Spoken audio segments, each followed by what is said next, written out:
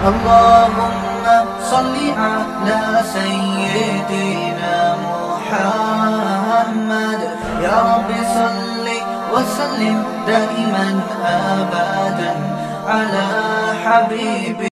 नबी ने ये नहीं फरमाया सिक्का राइजुल वक्त के मुताबिक, फरमाया ज़व्वजतुकाहा, मैंने तेरा निकाह करा दिया इससे, बीमा महा का मिनल कुरान, उस कुरान के बदले में जो तुम्हें याद है।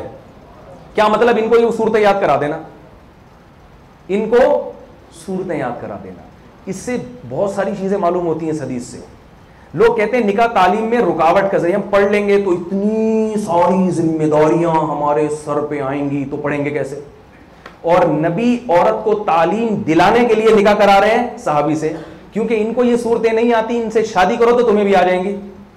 क्या मतलब? औरत को जो चीज नहीं आती वो ऐसे शौहर से शादी कर ले जिसको वो चीजें आती हैं, उसको भी वो चीजें आ जाएंगी। और अगर आपको वो चीजें नहीं आती, आपकी बीवी किसी औरत को आती हैं, तो आप उससे शादी कर लें, वो तालीम में आपकी मदद और मददगार बनेगी। ये सूरतें याद कराना तो एक मिसाल है, लेकिन इससे एक उसूल, कायदा और कुल्लिया उम्मत को बताया जा रहा है कि निकाह तालीम में रुकावट का जरिया नहीं बनता, तालीम में तरक्की का जरिया बनता है। आपकी बीवी आपकी मुआविन और मददगार बनती है तालीम में।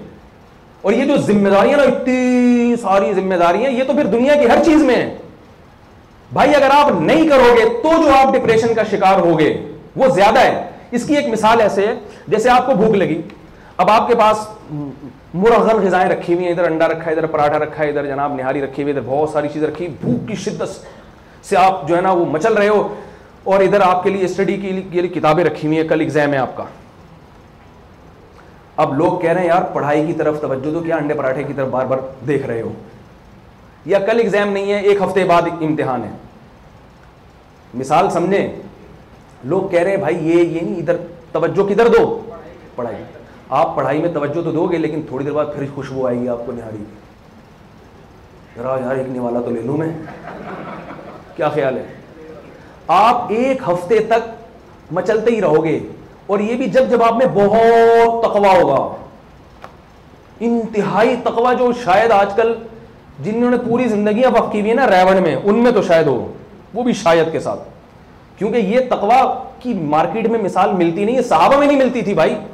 सहाबा में हजरत उमर रजी अल्लाह ताला अन्हु गश्त कर रहे हैं, एक औरत की शायरी की आवाज सुनी, वो अपने शौहर को याद कर रही है कि अगर अल्लाह का खौफ ना होता मैं जिना में मुब्तला हो जाती, मेरे शौहर इतने अरसे से बैरून मुल्क गए हुए हैं और मुझे ख्वाहिश नफ्स का गलबा है, मैं जिना में मुब्तला हो जाती। सहाबिया कह रही हैं अगर तबलीग में वक्त लगा लेना या खानका ज्वाइन कर लेना काफी होता तो सहाबा के लिए, तो सहाबा ने तो नबी की सोबत उठाई थी।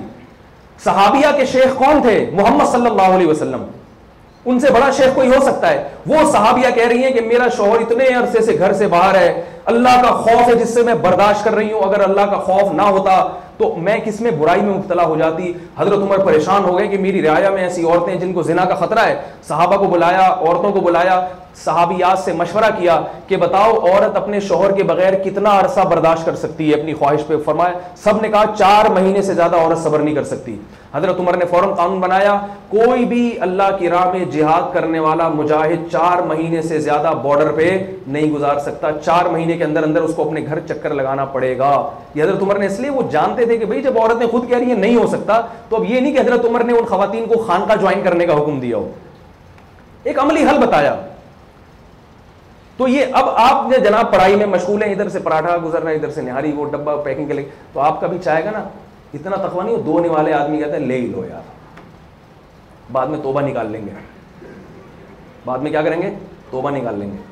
2 निवाले लेगा, फिर 4 निवाले लेगा, फिर वही जो कुछ हो रहा है, कल्चर तबाह हो रहा है उसका। और अब आप कहते हैं कि यार मैं भी एक दफा खाना खा लूं तसल्ली से, ताकि भूख, थोड़ी देर नींद आएगी, सो जाऊंगा, फिर उठ के स्टडी करूंगा। अब जब आप खाने की तरफ बैठते हैं तो कोई आदमी कहता है उफ, इतनी जिम्मेदारियां तुम्हारे ऊपर आएंगी ना खाना खाने के बाद, बता नहीं सकता। पहली बात तो जैसे ही खाना खाओगे दिमाग टुन होना शुरू हो जाए, जितनी बीमारियां हैं, तो खाने के बाद जिम्मेदारियां बढ़ती हैं। बैतुल खला की जिम्मेदारी वो एक मुस्तकिल टेंशन है।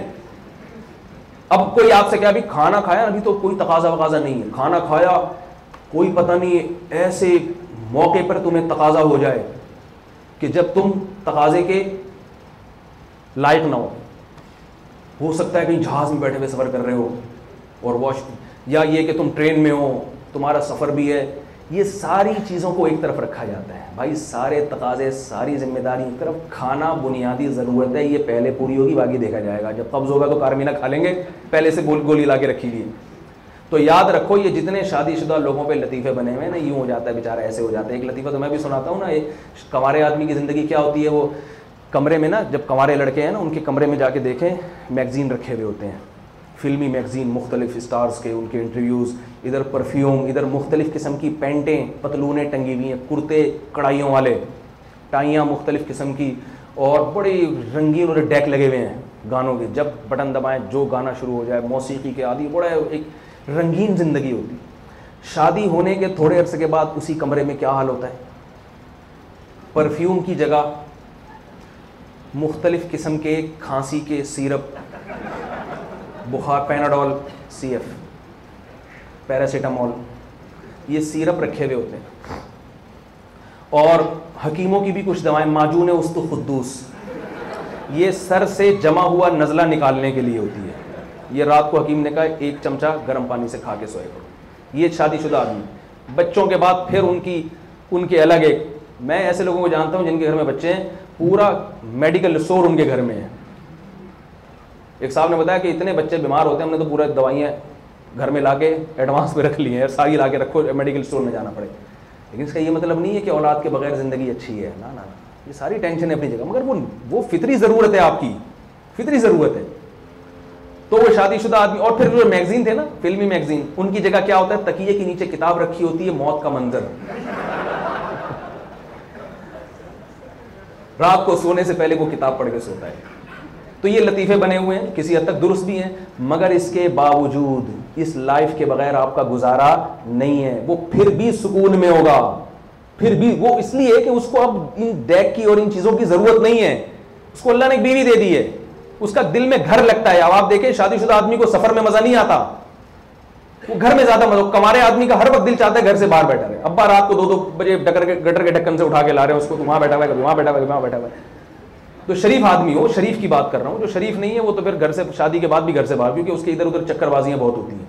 शरीफ शुरबा जितने हैं, शादी के बाद दोस्तों में उनको मज़ा नहीं आता, घर की तरफ भागते हैं। मुफ्ती तारिक मसूद साहब के बयानात सुनने के लिए youtube.com/मुफ्ती तारिक मसूद को सब्सक्राइब करें। और अगर आप लाइव वीडियो को कभी भी मिस नहीं करना चाहते हैं तो सब्सक्राइब करने के बाद बेल आइकन पे क्लिक करना मत भूलें। जज़ाकल्लाह।